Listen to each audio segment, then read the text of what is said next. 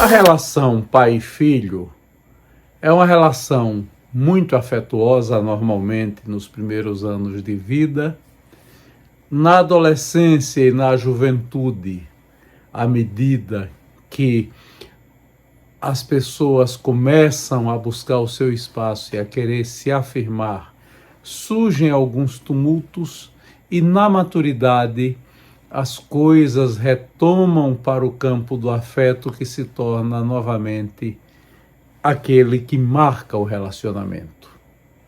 Neste vídeo de memórias, o jornalista Luiz Eduardo Oliva nos dá um significativo depoimento sobre o seu relacionamento com João Oliva, o seu pai. É rico e emocionado o depoimento de Luiz Eduardo Oliva, que em alguns momentos fica com a voz embargada e não consegue disfarçar as lágrimas que lhe chegam ao rosto. Vamos acompanhar o que nos diz sobre o relacionamento com seu pai, João Oliva, o jornalista Luiz Eduardo Oliva. Olha, eu cada dia que passa, eu enxergo mais a personalidade de João Oliva. Por quê? Porque eu tive momentos da infância de extremada valorização a ele e momentos depois de um certo tempo, que eu duvidei da grandeza intelectual dele em casa. Eu digo sempre para a Terezinha isso. Vamos lá. Primeiro, recentemente, vou abrir mais um parênteses, no melhor estilo de Eduardo Oliva, quando teve um show aqui de Diogo Nogueira, eu fui a Diogo Nogueira com uma informação me dada por seu grande amigo, meu amigo também, mas mais amigo seu do que meu, Luiz Antônio Barreto. Cheguei, comprei o CD e fui até o camarim dele, como todo mundo fazia, para ele autografar. Aí disse, Diogo, eu queria confirmar com você, do seu lado, Sérgio Pano. Ele olhou para mim assim, ficou meio enviesado, e disse, por que Sérgio Pano? Eu disse, claro, seu avô. Não, meu avô não era Sérgio Pano, não. Eu disse, a informação que eu tenho, por meu intelectual, é que seu pai morou aqui, seu avô era Sérgio Pano. Não, não era não. E foi seco, pegou o CD, assinou, deu Nogueira, vá para filho de neto de Sérgio Pano. Filho de neto de Sérgio Pano. Pá, depois fez um show. Pelo seguinte, o baixo, Fernando Faro, faz um ensaio, digo isso tudo para falar do meu pai. E você conhece os programas de Fernando Faro, aliás, você teve para fazer a biografia de Fernando Faro, um erro crucial nosso. E chamei para fazer, você topou e a gente não foi adiante. Iria ser um clássico hoje do jornalismo, ia ser talvez seu melhor livro. Lembra? Aquela que era a editora da imprensa oficial me pediu, ela era amiga demais. Eu conversei com o Faro, tive conversas com o Faro, acertamos, comecei, pelejei com o Paulo Lobo, depois com você, e fizemos essas besteiras que a gente faz na vida.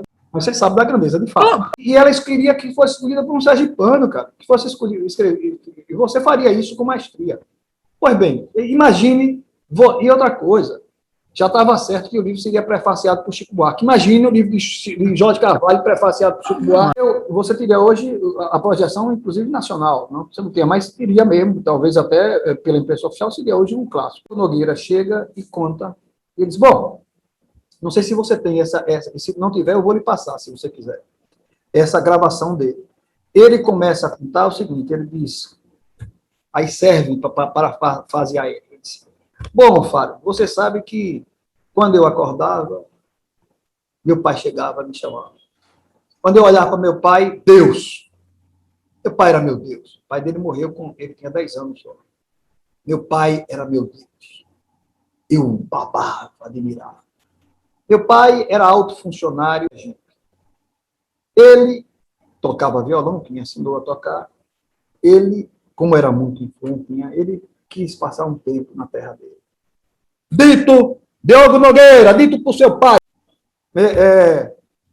E eu, então, resolvi. Meu pai resolveu e conseguiu ser, durante um tempo, o diretor da Receita Federal aqui, o delegado da Receita Federal. E foi para, ele não chama para o Sergipe. E lá, meu pai foi para beber com os amigos e nós vivemos um tempo em Sergipe. Dito por quem? João Nogueira, para que o filho dele aprenda, vai estudar, para não ser grosseiro, como foi comigo, por ignorância.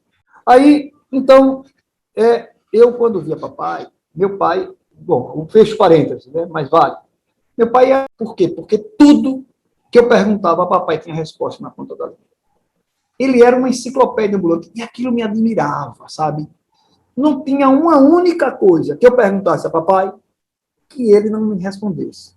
Do ponto de vista do vocabulário, era fantástico. Outra coisa que o papai era maravilhoso era na leitura. Ele tinha, Jorge, a gente gagueja às vezes quando vai ler, muita gente gagueja para ler. Papai não, papai lia como eu estou falando aqui agora. E outra, e ele não lia lendo, ele lia interpretando o que estava lendo. O maior declamador que eu já vi na minha vida. Uma poesia na boca de papai era o viço. E outra, com o viço não da poesia de Zé Queijinho, o tio de Paulo Lobo Ferreira Lima, que morava ali, que falava das mãos de Eurídice, não. Não era a declamação parnasiana de Clodoaldo de Alencar, pai, não. Não era a entonação. A declamação do meu pai era fluente. O navio Negreiros ele colocava. E foi minha escola. Ana Medina, sempre que tinha um lançamento de um livro ou qualquer coisa de poesia, me chamava para eu ser o declamador oficial dela. E ela me dizia que gostava muito, eu tinha que perguntar a Terezinha, da minha poesia, eu declamando, porque eu tinha sabor à fé. Não é sabor à fé. Eu diria que é sabor à fé, saber fazer. Mas, em se tratando de minha queridíssima amiga Ana Medina, ela, com a elegância que lhe é peculiar, sabor à fé. Você tem sabor à fé. E então, eu aprendi a declamar com o papai. Tanto que no livro, que eu acho que foi sobre Jacinta, no livro de poemas, que foi publicado, a Ana Medina trouxe, não sei quem foi, veio uma mulher de fora, ou foi Mário Cabral, não sei, e veio uma mulher de fora, e essa mulher se encantou, mas ninguém declama como você, eu nunca vi, você declama falando tranquilamente as palavras, colocando, etc. Minha escola foi João Oliva. Recentemente, ele declamava umas poesias de Arthur da Paixão Cearense sobre o posto da mulher. Tá vendo aquela mulher? Tá vendo aquela coisa? E declamava. Então, João Oliva, foi o maior autodidata que eu conheci. Nos cercava de livros. Ele comprou o livro dos nossos filhos, que era um livro, uma enciclopédia, a Enciclopédia Barça, de 1969, maravilhosa, a descrição sobre Garrincha que tinha, a Enciclopédia Life. Então, livros era constante lá em casa, certo? Ao mesmo tempo, ele era um homem erudito, nascido do Riachão. Músicas clássicas, que a gente chamava músicas fúnebres, porque toda vez que morria uma pessoa, botava-se músicas clássicas na Rádio Cultura, ele já ouvia música clássica. Quando minha mãe morreu, ele repetia constantemente, agora saiu uma edição maravilhosa do Corvo de Edgar Allan Poe. Então, aquele nunca mais, nunca mais, nunca mais. Ele curtiu a dor da morte de minha mãe de forma diferente. Tanto que, quando a Folha de São Paulo, no obituário dele, o editor de mundo da Folha de São Paulo é meu sobrinho, não sei se você sabe, Daigo. E Daigo Oliva, editor de mundo. Os dois filhos, os dois netos de João Oliva são destacados jornalistas. Né? Pô, o cara ser editor de mundo do maior jornal do Brasil não é pouca coisa, não. E o outro é o diretor de redes sociais do Globo, da Globo, Suzuki. E Daigo contou que ele contou um detalhe, quando mamãe morreu, e a gente chegou para papai para reclamar da tristeza dele, ele virou e disse, vocês jovens não entendem a importância da dor. Deixa eu curtir essa dor de minha mulher. Não me tirem este prazer às avessas. E aí ele repetia sempre o corpo, nunca mais, nunca mais, nunca mais. Então ele era um homem... Porra, o João Oliva vem para Aracaju com 32 anos, 33 anos, em 1955, do interior, e chega para Aracaju como um sujeito que mandava artigos para os jornais. Quando ele chega aqui, ele era um mero desconhecido interiorano. E logo, chama a atenção de Orlando Dantas, Dom Távora, que chega depois de todo mundo, e ele acaba, quem era o relacionamento do papai? Tetis Nunes, Silvério Fontes,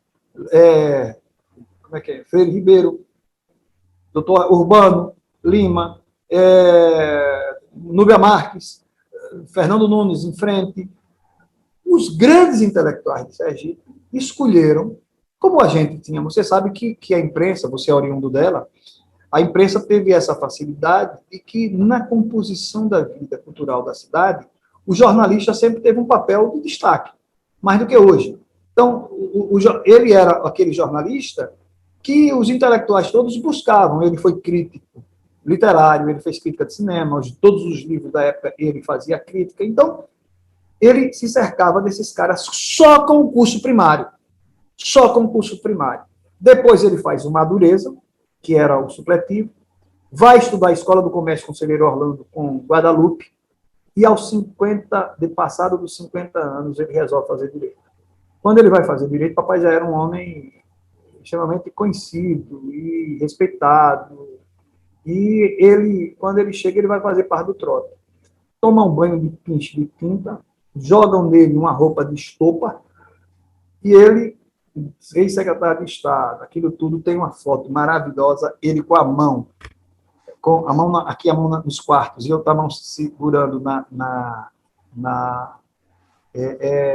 naquela jaqueira da Faculdade de Direito, todo pintado e borrado, e rindo com os outros colegas. Alguém viu, era uma foto, pô, tirar João Oliveira daquele jeito, bate essa foto com ele, ele fez parte do trote daquela forma. E ele vai estudar Direito. Com Edson Luiz, com todo esse povo, com a humildade que tinha, correndo, assistir a aula, corria para fazer o Pingo de Fogo, corria para fazer Nossa Opinião, corria para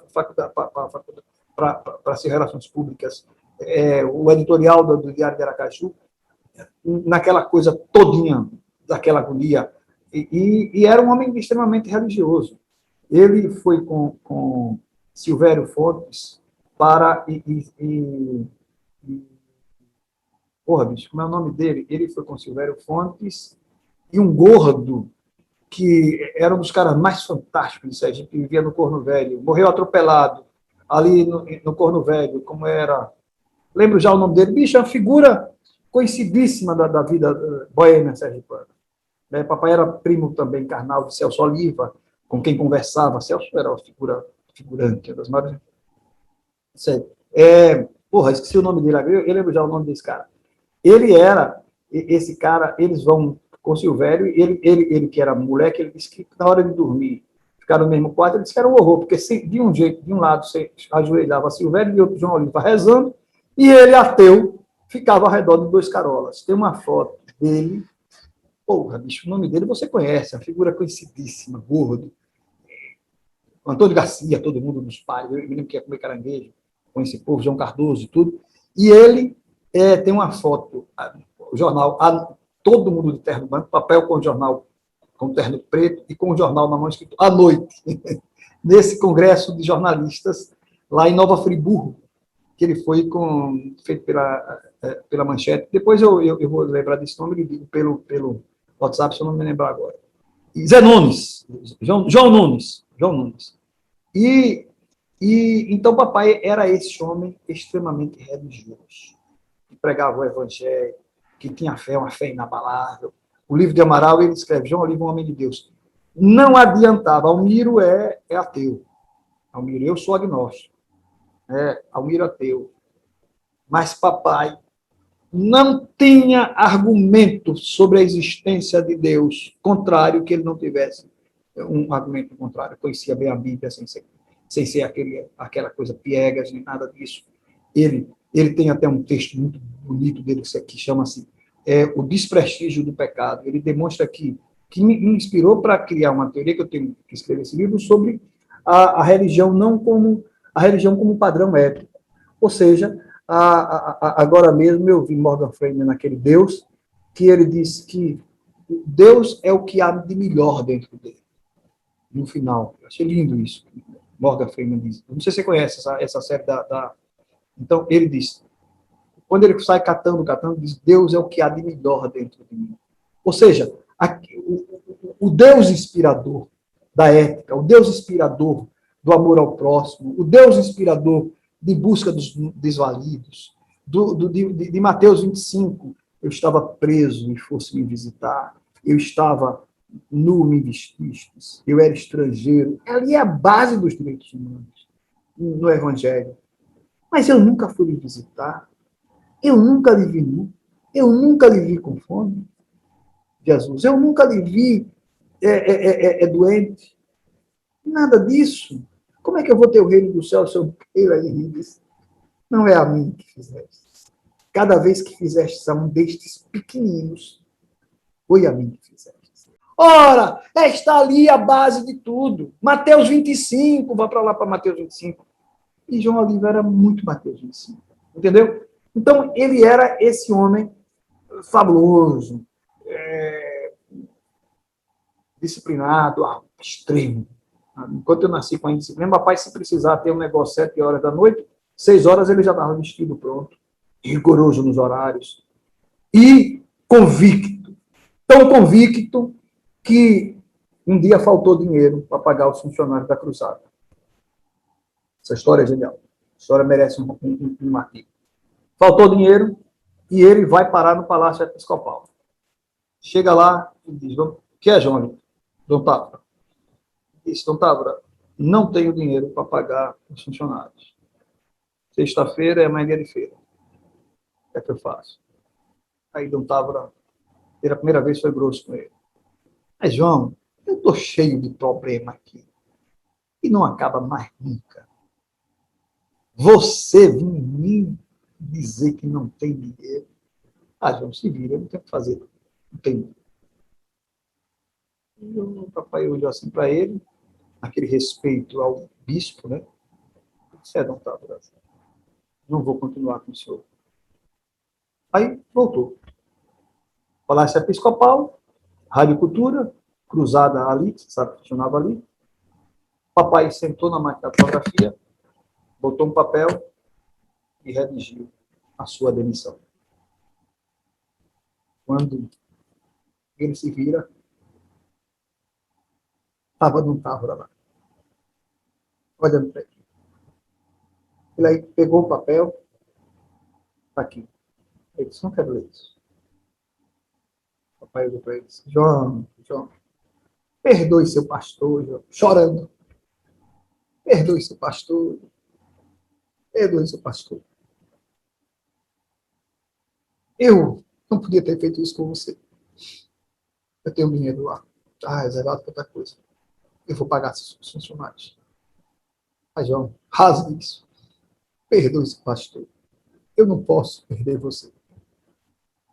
Era essa a grandeza do João. Ele disse que não teve nem conversa. Rasgou, botou, abraçou Dom Távora. 2 grandes homens se abraçaram naquele momento. Então, João Oliva era isso. Ele, em momentos diversos, eu passaria uma manhã inteira falando de João Oliva.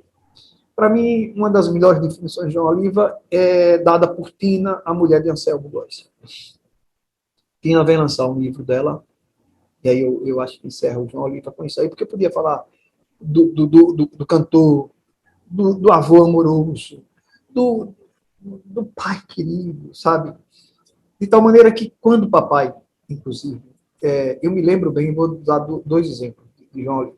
Um deles, eu disse que ia encerrar com o filho, mas vou dar 2.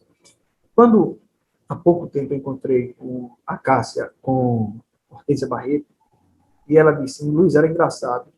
Seu pai, quando chegava em qualquer lugar, porque você sabe do nativo que foi, até perto de morrer, antes do acidente, ele frequentava a vida social mais do que a minha. Não tinha lançamento de livro que não tivesse presente, não tinha nada, escrevendo, lúcido, e quando ele chegava, era aquele respeito, todo mundo abria o caminho para ele, ele chegava, o enterro dele foi uma apoteose, a SMPT teve que barrar, teve que mudar o curso do trânsito na hora, porque de tanta gente que foi à academia. E ele chegava e, quando ele chegava nos locais, ele chegava com aquela bengalinha dele, que Estácio Bahia dizia que era para disfarçar, que era charme, porque achava ele durinho, e ele chegava e todo mundo abria os lugares para ele ficar. E ele era e de vez em quando ele reclamava, papai, eu sou o homem mais mimado do Sergipe. Não sem razão, o Jackson disse que nunca viu um homem tão adorado pela direita, pela extrema direita e pela extrema esquerda. Jackson Barreto disse isso. E ele chegava, então, com aquele jeitinho dele, com aquele jeito, deu uma entrevista na TV, antes do acidente que ele teve, que caiu, quebrou o fêmur, já com 95 anos, ele deu uma entrevista ao vivo sobre o Festival do São Cristóvão na Rádio APP, recebeu uma condecoração de Marco Santana, subiu aquelas escadarias para receber. Jacques, quando chegou, o Centro das Atenções era João Oliva, e quando ele chegou, ele era dessa forma, disso. E aí, Hortência Barreto dizia que o seu pai era uma celebridade, onde ele chegava, os padres disseram, o padre Manuel, sei lá, Manuel, esqueci o nome dele, ele dizia o seguinte, que era entre os colegas, quando papai era muito religioso, você sabe da missa, os padres diziam, esse padre que celebrou inclusive a missa sétimo dia, dizia que quando estava celebrando a missa, que ele apontava na porta, o que avistava ele, era uma glória falar para João Oliva. Então ele disse que ele se transformava, ele ficava, os padres, a presença de papai era uma presença marcante para eles todos. Tanto que, por ironia do destino, no bom sentido, mamãe sempre queria ter um filho padre, e papai ocupa a vaga de Dom Brandão. Eu disse, mamãe, a vaga que era do bispo, a senhora então está com o homem que ocupa a vaga que foi do bispo, é o bispo, eu brincava com ela. E ele, quando então ele chegou, já pertinho, já antes de morrer, 3 meses antes de morrer, eu disse, papai, vamos para a academia, todo dia eu chamava ele não queria ir, não era ruim, estava andando com dificuldade e tal. Eu disse, mas vamos lá, o senhor vai gostar, tinha 2 anos, 1 ano e meio, que ele teve um acidente, quebrou o fêmur, não sei se você sabe disso, teve problema, depois recuperou, e aí foi 96 anos, ele foi para a academia comigo. Quando eu cheguei na academia, ele subiu pelaquela rampa, quem estava presidindo a sessão era Francisco Hollenberg. Francisco Hollenberg, então, quando ele chegou, parou todo mundo. Parou, foi uma novidade. Chegou João Oliva. Então, a pauta naturalmente foi alterada. Todo mundo aí não prosseguiu mais. Chico Hollenberg, quero marcar a presença, todo mundo aplaudiu. E disse, olha, vamos interromper para passar a palavra para João Oliva. A vinda dele hoje é uma coisa. Ele olhou, ele tinha uma vaidadezinha dele, sabe? Você nunca deixou de ter. E lá ele disse, pô, quero dizer que eu fiquei esse tempo, estou voltando, o Luiz Eduardo insistiu, essa é a minha casa. E como nós estamos, foi em abril, ele morreu em junho. Como estamos no mês da morte de Mário Cabral, eu escrevi um texto para Mário Cabral, que aquela época nunca foi publicado, é um texto inédito. E queria aproveitar para ler esse texto para vocês, de Mário Cabral. E o texto é maravilhoso, é um texto inédito, né? A gente quer publicar no livro. Aí leu sobre Mário Cabral. Quando ele acabou de ler sobre Mário Cabral, Expedito estava que fazia. Expedito, você conhece Expedito? Que é de Riachão, papai prefaciou o livro dele, pediu a palavra, Chico Bichinho pediu a palavra, pediu. E aí foi uma sucessão de pessoas pedindo a palavra para falar sobre. Para homenagear ele naquele momento. Foi uma homenagem não programada. E aquilo para ele foi, Maria, aquilo para ele foi um encantamento, ele estava de fora, e um pediu a palavra, aí no final, Chico Hollenberg pediu a palavra e disse, bom, eu quero dizer uma coisa aqui. Está aí o mais velho dos acadêmicos. E está aqui o decano dos acadêmicos, o mais antigo que sou eu. Isso me faz lembrar um momento de Gilberto Amado. Mas eu vou fazer, eu vou contar essa história porque tem a ver com esse paralelo que eu estou falando entre o mais velho integrante da academia e o mais velho membro da academia, em termos de tempo mais antigo. Dizem que Gilberto Amado, quando conhecia o Oceano Pacífico, na vaidade sem tamanho, você sabe que Gilberto Amado, né, Jorge, era um cara extremamente vaidoso. E Gilberto, então, correu na frente das pessoas e molhou os pés no Atlântico e disse, o abraço de 2 oceanos, eu e o Pacífico. Repare a comparação. Agora veja a tirada de Chico Hollenberg. Fantástico. Ele disse, e eu quero dizer a vocês o seguinte, não são 2 oceanos. É o rio Cotinguiba no Oceano João Oliva. Ou seja, maravilhoso isso. Dito por Chico Rodenberg, né? Papai, que sempre tirava de mim, isso é Chico porque eu pedi a Chico para ser meu recipiendário. E Chico não quis. Eu trouxe a crise, aquela passagem fantástica da crise. Chico me afagando. Ele tirava por menos. E com Tina, finalmente com Tina, para encerrar, João Oliva, Tina, você deve ter estado presente naquele lançamento na Escariz. Foi a última vez que Antônio Carlos Viana estava lá. Antônio Carlos, todo mundo foi aplaudir a mulher de Anselmo Góes. Foi todos os ex-governadores vivos, todos os ex-prefeitos vivos, prefeitos, Edivaldo candidato de Jackson era Zezinho Sobral, todo mundo lá dentro, políticos, intelectuais. A Escariz nunca teve tanta gente. Bom, quando o papai chegou na porta, estava senador, estava todo mundo, Tina se levantou para receber. Eu não sabia nem que Tina tinha uma deferência. Tina me disse depois que via ele jovem e achava ele tão elegante, com os ternos, e ela tinha admiração por ele. O imaginário dela na infância era do grande intelectual João Oliva. E aí ela recebe ele para a mesa, ele com a bengalinha, com a palavra-chave. Bom, vocês vão, primeiro, como é que é? Ele disse, a escritora veio me pegar, vocês vão me perdoar, mas na minha idade, eu vou passar na frente da fila. Eu já comprei o livro, entreguei a ele, e aí todo mundo, não, todo mundo me afastou. Ela aí olhou para ele e fez o seguinte, para mim não precisa dizer mais nada de Oliva, porque estava toda a inteligência sergipana, todos os políticos, a ilustração sergipana presente. A ilustração sergipana presente. Ela fez que eu disse, papai, o senhor não podia ter nada melhor para a sua vida sobre isso. Ela disse, na noite mais ilustre da minha vida, a presença mais ilustre. Tina. Não precisa dizer mais nada. Na noite mais ilustre da minha vida, a presença mais ilustre. Não era Albano, não era João Alves, não era Jackson, não era nem Antônio Carlos, não era ninguém. Era João Oliva Alves. E quando meu sobrinho ligou para Anselmo para fazer o obituário dele na Folha de São Paulo, Anselmo, vocês fariam depoimento sobre meu avô, João Oliva? Ele disse, um dos maiores intelectuais que eu conheci na minha vida. Quem é que ele conheceu? Luiz Fernando Veríssimo, Zueni Ventura,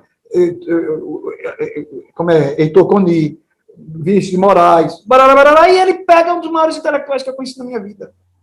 Então, Jorge, hoje, nas referências dele depois, e eu fico vendo porque quando eu chegava em casa, papai, o senhor está escrevendo uns textos, papai quer essa mesma coisa, tinha uns textos que ele tinha um padrão, e eu brigava com ele. Eu era o filho que ele mais gostava, todo mundo, minhas irmãs reclamavam que eu não ia. Eu acalentava, papai. Quando eu chegava, sabe, era o orgulho que ele tinha. Então, meu pai era um grande parceiro, um grande maestro. Quando ele não fazia nada, os 2 livros dele, eu fui supervisor, que ele fazia aí embaixo do grito, porque ele queria toque de caixa e pique de sino, eu fazia o hino do normático. Você vê que os livros são primores, os 2 livros dele. E ele, quando chegava, então, ele estava ruim. Aí o telefone batia aqui em casa, vai lá, papai está ruim. Ele mudava, papai ria. Era o orgulho dele, sabe? Mas eu, às vezes, quem escreve muito, você sabe que quem escreve muito, escreve tanto pérolas, o texto dele sobre... eu não sei se você conhece o texto dele, eu até, se você permitir depois, eu até leio um pedacinho do texto dele, área... Se você permitir, eu leio um pedacinho só. A Nova Poética... Rural de Impressões, né? Seixas Dória, Cabral Machado, Luiz Abelo Leite, Orlando Dantas, Dom Távora, João Melo, Silvério e Nubia Marques. Né? Então, a Nova Poética de Unaldo Alencar. Unaldo Alencar havia lançado Área Suspensa. Papai era o homem da poesia. 3 meses antes de morrer, aos 96 anos, ele escreve o último trabalho da vida dele, que é o prefácio do livro ainda não publicado de Chico Pires.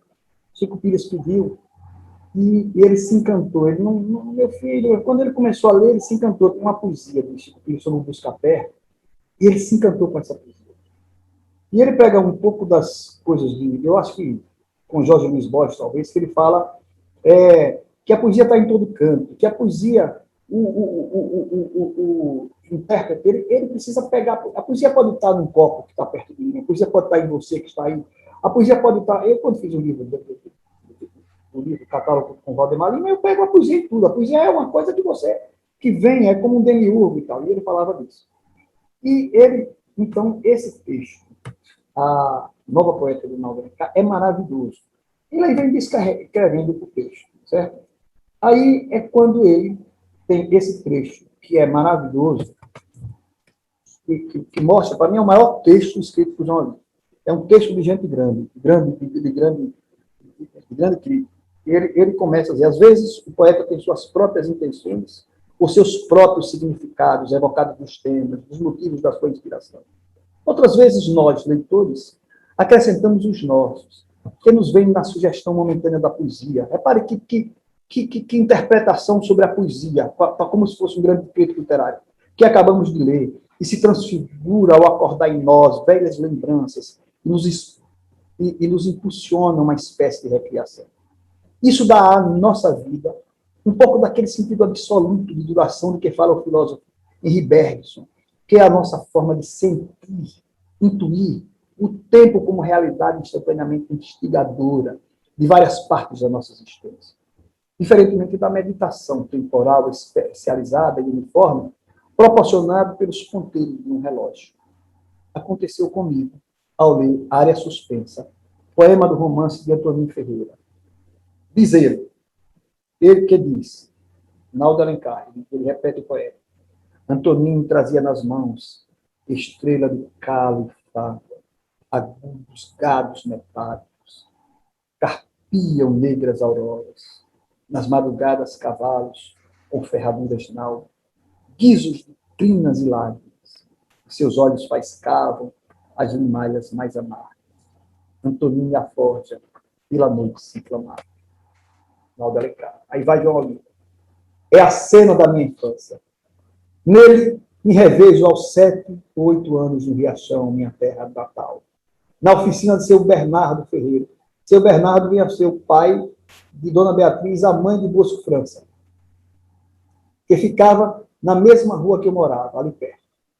Toda vez que eu ouvia o batido seco e metálico do malho na bigorna, corria para a oficina e ficava a par, olhando, fascinado, para o batuque alternado dos dois ferreiros, seu Bernardo e seu João Canto. Protegido por aventais de couro e máscaras, cada um segurava um torniquete em uma mão e o malho na outra. Abre aspas, aí cita o Naldinho, mãos de calo e fraga. E ficavam a martelar sobre a bigorna, o ferro na brasa. Este acabava de sair da fornalha e despia faíscas por todos os lados. Às vezes, era uma tira metálica manuseada pelo que estava sendo moldada em forma de um grande círculo. E eu me afastava, o quanto permitia, tinha 8 anos de idade, o quanto permitia a sala exígua da oficina, ante a advertência incisiva de seu Bernardo. Menino, fica bem longe, senão as faíscas te queimam. Eu me afastava até a parede. Todavia, nos intervalos, enquanto o ferro voltava a vermelhar a fornalha, eu me reaproximava do outro. Seu Bernardo, olha que presta esse ferro. E ele respondia, é para proteger as rodas dos carros de bois, que são de madeiras e sem o ferro, se estragam nas pedras das estradas. Mas eu insistia, e para que mais? E ele acrescentava, também para que as rodas, que vão ficar brancas e polidas, tornem-se mais vistosas e bonitas, mesmo avistadas de longe. Às vezes, era outro objeto que estava sendo forjado, e eu fazia a mesma pergunta. E o que é isso? E seu Bernardo, baixa estatura, atarrancado e paciente para com o menino perguntador, respondia ansioso, atencioso. É uma ferradura de cavalo. E o meu gesto, ainda indagativo, completava compreensão. Presta para proteger os cascos do cavalo. Só para isso, eu retrucava, e novamente ele, compenetrado, como que chamando a atenção para o lado artístico do seu trabalho, explicava. Também serve para dar um som às passadas ritmadas do animal, no calçamento, como se marcando a cadência de uma marca executada pelo próprio montador. E voltava ao fórum. Por muitas vezes, eu ficava boa parte da tarde ali na oficina, entretido com o movimento dos sons ásperos dos instrumentos, do trabalho dos meus ferreiros. Havia ali o atiçamento do fole e o colorido rubro das limalhas incendiadas, o chiado das peças mergulhadas nos tanques de esfriamento e as figuras dos ferreiros. Seu João Bernardo e seu João Cândido davam ao ofício dele um profundo ar de encantamento e dignidade que ficava na lembrança e na alma do seu pequeno espectador. Tudo isso, a poesia de Ronaldo de Alencar vem ressuscitar como um renovado sentimento de saudade do fundo da minha memória, mais de 70 anos depois. Isso é João Oliva. É um texto de gente grande, cara. É um puta texto. Não é porque sou filho, não. É o Josailton e todo mundo. Porra, imagina essa coisa aí. Ele descreve a poesia, pega o Naldo Alencar, vai em busca de seu Bernardo, de seu João Cândido no Riachão e traz essa leveza da escrita. Um mestre. Esse é João Oliva. Eu digo a você o seguinte, porque há muito que eu quero começar um livro de memórias minha. Então, de certa forma, você está me forçando a ter um viés que fica melhor. Eu ontem mesmo estava lendo, eu já comecei a escrever algumas coisas. Eu já tenho até o meu livro, que eu não sei nunca se vai sair, mas já tem um título, é O Nó da Gravata. A minha imagem é começar quando eu tive as dificuldades, papai era um ase em fazer o nó da gravata, as minhas dificuldades em fazer, que hoje eu faço o nó de gravata com facilidade. E eu tinha dificuldade de usar a gravata e fazer o nó da gravata. Então, eu me vejo, eu advogado, ou no momento em que eu fui candidato a desembargador, ter que dar o nó da gravata e aquela agonia. Então, eu acho que o nó da gravata vai me servir como, seria o nome do livro para as minhas memórias, entendeu? E nem tudo que eu estou falando para você, claro.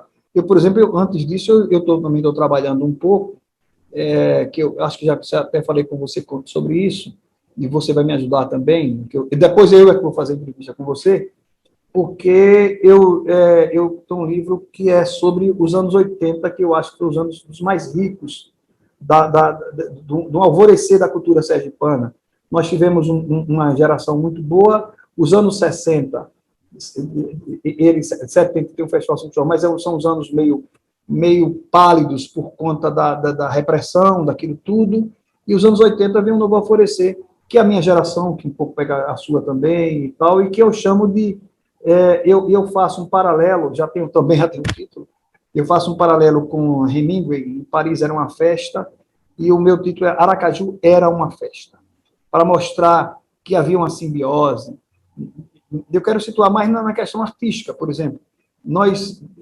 Você lembra bem disso, nós frequentávamos os mesmos lugares, os bares, os restaurantes, as exposições, os shows, e encontrava quem fazia música, quem fazia literatura, quem fazia cinema, quem fazia teatro, todo mundo se encontrava sempre. Era uma tribo pequena, depois a gente dispersou-se quando Aracaju cresceu, é fato. Mas nos anos 80, eu nunca vi um Aracaju tão pujante. A Praia dos Artistas demonstram isso. O Cio da Terra, você sabe disso, não é? Eu me lembro bem que quando eu lhe chamei para você ir para o Tarte, a gente encontrou num bar de Jorge Lins, eu agoniado que não tinha Jorge Aragão me dando um trabalho da peste, com mil coisas, e eu agoniado ali, Alencar me dizendo, tá vendo? Eu não ia divertir, não ia divertir. E eu fui num bar que Jorge Lins tinha ali onde era as Quatro Bocas, um casarão que ele alugou, e você bebendo num canto assim. E eu com Antonieta lá. E aí eu olhei para você, cumprimentamos aquela festa toda, aí a Antonieta olhou para mim, lembra, Toni, ela olhou para mim e riu, você está pensando a mesma coisa que eu, porque ela era a minha escudeira, amor.